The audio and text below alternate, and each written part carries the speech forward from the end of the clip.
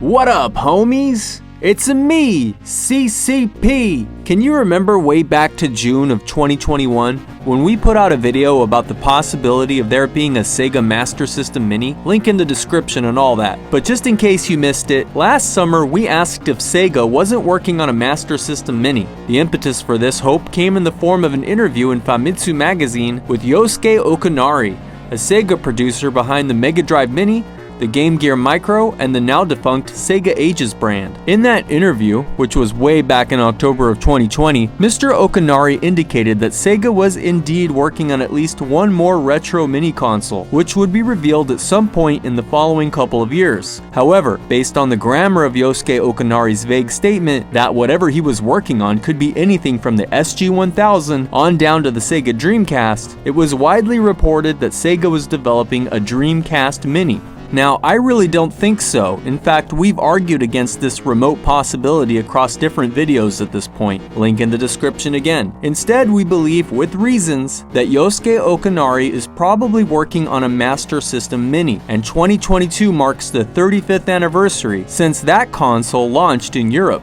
where it was actually quite popular. Yosuke Okunari hinted that whatever was coming was going to be oriented towards an international market. The 35th anniversary of the Master System in Europe, does it get more international than that? Doing a Master System Mini would be relatively cheap and easy to mass produce, and it's even Mr. Okunari's professed favorite console of all time. Plus, the best games on the Master System were all SEGA IPs, something that can't be said for the Dreamcast, which had important contributions by companies like Capcom and Namco. It's a no-brainer, dudes. I mean, another option is to not make another mini console at all. But if Okunari is indeed working on at least one mini console, then it's gotta be the Master System. But time has not been very good to our hypothesis. It's been well over a year since Yosuke Okunari got everyone's hopes up. It's been well over 6 months since we put out the idea that SEGA had a mini Master System in the works. And in the meantime, there have been a lot of references to the Master System. There was quite a bit of hoopla regarding the inclusion of 8 fully playable Master System games within the game The Last Judgment 8. And then there was the release of a cosmetic Master System adapter for the Mega Drive Mini that even came with non-functional game cards. Were these clues about an impending Master System Mini? Could the emulator used in Last Judgment 8 be a precursor to what Sega's working on? Or was this and the concomitant Master System adapter where the story ends? Were these things what Okunari had in mind? I don't think so,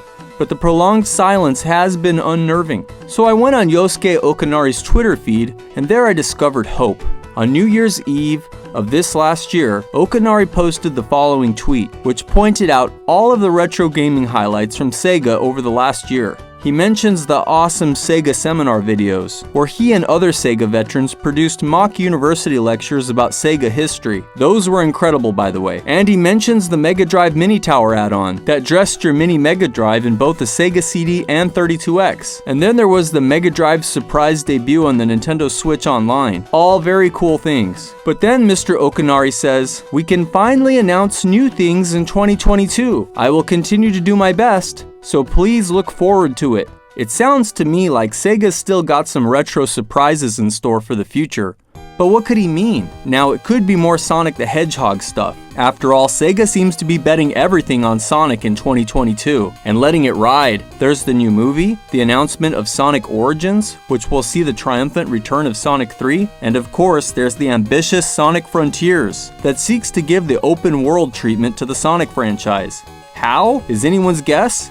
But by gosh, they're going for it. But is it possible that we could also get a Master System Mini? Yosuke Okunari has said that they're not quite done. Sega's still working with M2, whom they worked with to do the Switch Mega Drive emulation, and Okunari has nothing to do with the Astro City Mini V, which was announced a little while ago. That's a Sega Toys product. I still think a Master System Mini is possible. Perhaps we'll find out this spring for a fall release, which would be parallel to the way Sega launched the Mega Drive Mini a few years ago. Another possibility I'd like to entertain at this point, however, would be a Mega Drive Mini 2. Just as Sega had decided to put out a sequel to the Astro City Mini, it's not unthinkable for Sega to do the same thing with the Mega Drive. Perhaps with the inclusion of games across not just the Mega Drive, but the 32X and the Sega CD and the Master System as well. M2 did a similar package to this for the TurboGrafx-16 Mini, which included not just turbo chip games, but games from the PC Engine, the Turbo CD, and even the unrelated Super Graphics. If a mini console comes out this year, there's no doubt that the software will be handled by M2, and so this is far from a crazy scenario. Heck, Sega's already produced plastic molds of both the 32X and the Sega CD for their Tower of Power add-on. Why not make something functional? We'll see. So what do you all think is gonna happen? When do you think Sega will finally make their move? Please let us know in the comments, and thank you very much for subscribing to Creative Cat Productions. We appreciate your support. Bye bye now.